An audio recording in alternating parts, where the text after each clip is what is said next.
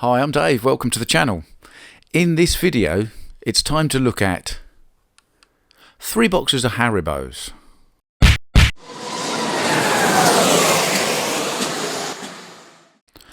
Here we are, 3 boxes of Haribos, or at least a 3-box saloon or sedan if you're American, with Haribo on it. Now, this car was, as you may recall, bought for me for my birthday by Mrs SlotR. So this is birthday car. It's a 1/24 scale BRM Simca 1000. Now, if you've watched this channel for a while, you know I like Haribo. And last birthday, I was 52, hence this car. Now, aside from that, the relevance of this car is also, it conjures up some memories of my childhood. Now, I grew up in the 70s in Essex in England, where the Ford cars were made at the big factory. So pretty much everybody in Essex had a Cortina or an Escort or a Capri or a Granada or a Fiesta. You get the idea. Apart from the mad old guy who lived across the road from my parents' house. And he always had strange, peculiar, quirky, essentially cheap Eastern European cars. And at some point, he eventually got rid of whatever it was he had before, an NSU or something, and got one of these. Well, not one of these. It was a Simca 1000, but it was called a 1005 because it was the road-going facelift version. This car you'll see has got square headlights and is the Rallye version. The normal 1000 has round headlights. There's a blue Haribo BRM car in that style, but the facelift on the road ones, latterly as a 1005, had those square headlights, and the old mad guy across the road from me had a red one. And I have fond memories of this bizarre looking little car backing out of his driveway and trundling off down the road. So yeah, a bit of a nostalgia trip here and there, but you know, that's what slot cars is about really. This particular Simca 1000 Rallye was, I believe, excuse the pronunciation, campaigned on the French Hill Climb Championship in 1978 by a man called Henri Vuillermoz. I think that's right. I've managed to find one very blurry picture of the real car on the internet, and it's not worth it showing it to you, but it does seem to have been a rarely pictured car, so I don't know where BRM quite got this idea from, but it's a great idea. So let's have a look at the car closer. It is lovely. It's white. It's a very glossy white. It is covered in decals and they're all perfect. The only slight fault with it when it turned up was the front grille had come off, so I just stuck it back on with a bit of super glue. All the details, you know, indicators, bumpers, everything, really, really nice. It's a nice, high quality model, and beyond obviously the wide arches and the skirts, it reminds me very much of the car I saw in my youth. Angle winder configuration, and on this one, rear camber. Now, the Escort that I had from BRM had front camber. Obviously, being a rear-wheel drive car, these things were raced with a rear camber, quite a strong rear camber, so that's what they've done. Now, in the box, the massive BRM box, obviously the usual, what you'd expect from BRM and Revo Slot, great bit of literature showing both versions of that car. There's that blue one I was saying with the round headlights on it. And of course all the spares and all the usual things that you would expect if you watch this channel or anybody else that's ever reviewed a Revo Slot or a BRM car. Extra spares and hop-up parts on the back. And there's a little baggie full of bits as well. Now, there are some bonnet toggles and some number plates if you want them for the car. And 1 sticker, not 2. Revo Slot always give me 2. BRM only ever give me 1. Still not happy about that. Why? I've got a bigger car. And there's this slightly cranky looking silencer box, which I think you're supposed to stick just across the back there. Now, I'm not very happy with that because it's a fairly cheaply cast little bit of plastic, and there's actually, oh, if I can show you, let me see, there's a big horizontal mould line right across the middle of that muffler box, and it's, if I stick it on the back there, it's going to show. And it just doesn't look very good. And in order to get rid of the line, I'm going to have to sand it down and then repaint it with some more silver. No, I'm not convinced. I don't think I want to put that on there. I might snap the end off it and just poke a tailpipe out like that. I don't think I want that other thing. I know it would be correct, but it just looks ugly on what is otherwise a very, very beautiful looking little car.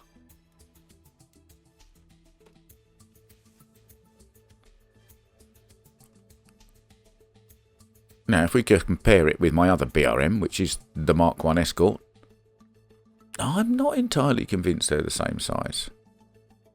I don't think they were in real life. Perhaps they were. It was a long time ago. What I can tell you is that the Haribo one is way heavier than the Ford Escort. You can feel it. If we just put these on the scales, I mean, 129 grams, that's a bit of a monster, that Mark 1 Escort. But this old heavyweight is 138 grams. So, yeah, quite a lot heavier. I'm not quite sure why. I do think possibly it's just in the body shell, because, I mean, slightly strange setup with these BRMs. The rear two screws are in slotted holes in the chassis, and the front two are just holes. So you have to take the front ones right out.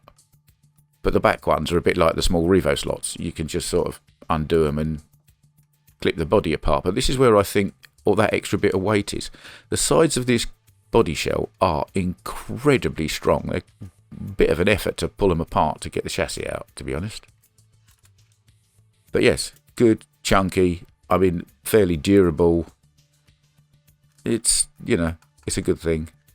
It's also got slightly better plastic in the windows. You may recall from the Escort video that I wasn't very happy with these. They were very, very thin plastic, and they didn't even manage to hold the glass against the door pillars.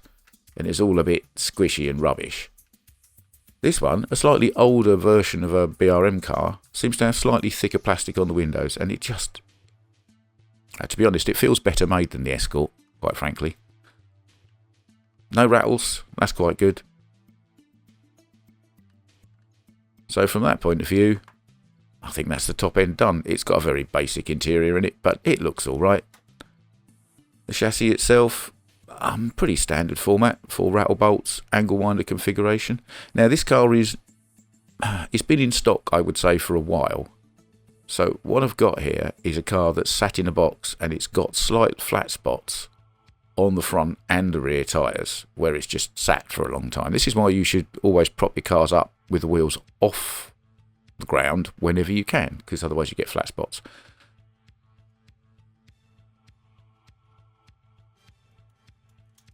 And the other thing I might need to deal with is this pinion, which is right at the end of the motor shaft and still only just engaging with the axle gear. It's very, very much at the end of the teeth, so I might have to do a bit of adjustment there. This rear camber setup is quite interesting. It's got a universal joint with a piece of plastic over it to retain it, and the axle posts are leant inwards, cambered inwards, much like the front ones were, although differently each one on that Escort before.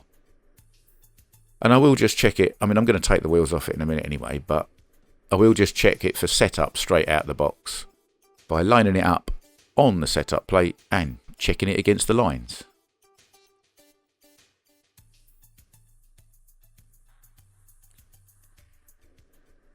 Right, I'm fairly sure that's straight. And looking at the gap on the front wheel both sides against the line on the setup plate, it is the same front and back. Another thing of note is that the rear track is much wider on this than the front track. But yeah, it's set up nice and square, straight out of the box, kind of as you'd expect from BRM, to be honest. Now, I did mention that the tyres were flat spotted, and I've got to deal with that issue. Now, the problem with that is, while I can take the front axle, as I have done, out of that BRM to do the front wheels, the rear wheels have got a camber, so we'll have to just tyre sand those anyway.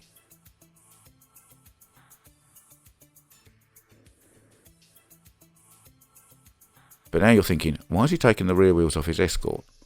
Well, A BRM axle is a 3mm axle, and my Swift Slots tyre truer hasn't got a pulley wheel for 3mm. You can buy one off of Swift Slots at swift16.co.uk for the bigger BRM axles, and I'm going to do that now because I've got 2 BRMs, so it's worth the while. But in the meantime, in order to sand the front tyres round, I'm going to put them on the rear of the Ford Escort and just track sand them with a bit of paper because I can't true them, but it will get the flat spots off.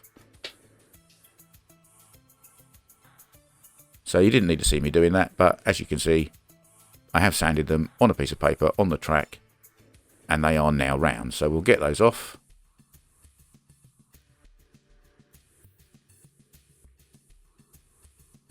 And put them back on the car they're supposed to be on. And that axle is spinning quite freely now. That's quite nice. If it was catching a little bit, might need to loosen off the front axle posts and just straighten them up and line them up a bit, but it's all good. I'll just check that I have put the wheels back on all square. The rears will have to be sanded on the car itself because of the camber of that rear axle, but we'll get there with that. The other thing I'm going to do, because I'm doing this a lot more these days, thanks to John Albright's advice, is put a bit of car polish on the gears before I go and run the car on the track properly, just so that I can lap the gears in. The gear mesh is not far off, but it's not the smoothest, so a little bit of car polish on all the teeth and make sure it all kind of gets distributed around all of the teeth of all of, both gears, and then we'll take it off to the track and we'll just run it for a little bit, just to get the sharp edges off those teeth and quieten it down. So, here's the car. Here's a clothes peg. That'll work fine. I've set my controller open with a hairband, and the track's running at about 9 volts on the variable power supply. So we put this down. You can hear some chattering in those gears. That noise.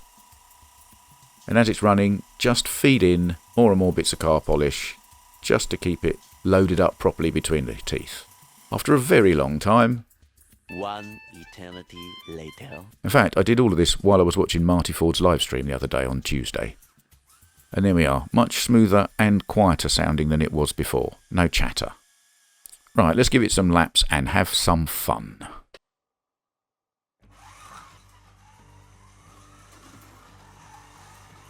And start off gently, and then we'll give it a bit more welly once I've got the hang of it.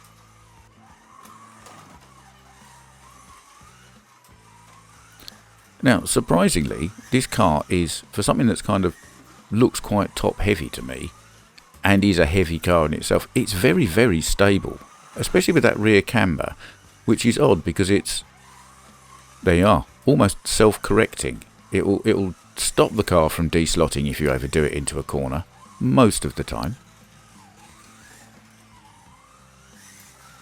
I'm not going to bother putting a timer on this because I don't really care. It's real fun, look. Yeah.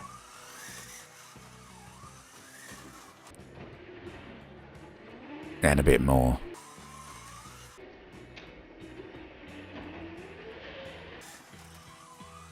This car really does like it if you go into a corner easy and then give it loads and loads of welly and just drift it sideways out of a corner and it hooks up and goes.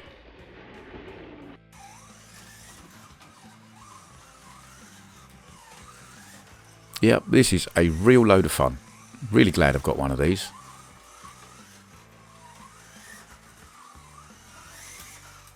Can really get the tail out on it around those corners, and of course, oops. So there we are. The BRM Simca 1000 Rallye in Haribo colours with a 52 on it, which was my birthday present. I love this little car. It looks cute. It's fun to drive. It's never going to break any records, I have no doubt about that, but I don't care. An awful lot of what makes a good slot car is what makes you smile. And this car, I mean, look at it. It's really cute. Of course this car is going to make you smile. and I like Haribos. And the little Haribo guy is smiling as well. So all around, a very, very happy car, and it makes me very, very happy. As always, thanks for giving up some of your time to watch one of my videos. If you liked it, you will find a button specifically for that. Thanks, John. Please subscribe to the channel. It's free and it really does help. And if you hit the bell, you'll get a notification the next time I post a video. And as always, check out this Slot Car channel.